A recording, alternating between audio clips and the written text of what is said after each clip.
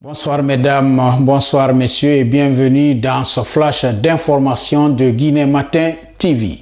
S'achemine-t-on vers une hausse des tarifs d'appel en Guinée?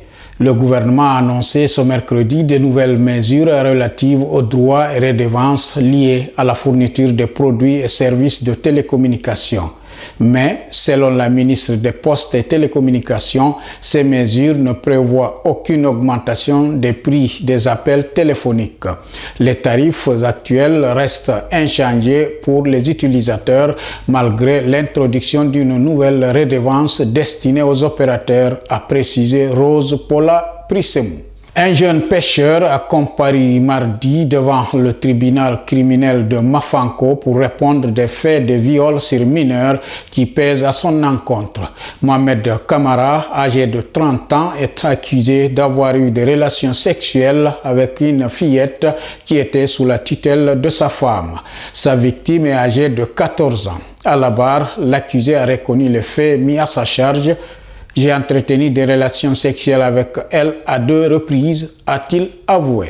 À quand l'ouverture du procès en appel d'Ali Ouba, le président du Modèle? Ce jeune leader politique a interjeté appel contre la décision rendue à son encontre le 7 janvier dernier par le tribunal correctionnel de Kaloum. Une décision le condamnant à 2 ans de prison pour diffamation et offense contre le chef de l'État. Ses avocats inquiets viennent d'adresser un courrier au parquet général de la Cour d'appel pour solliciter le respect de l'article 593 du Code de procédure pénale qui impose à la Cour de statuer dans un délai de 3 mois suivant la déclaration d'appel.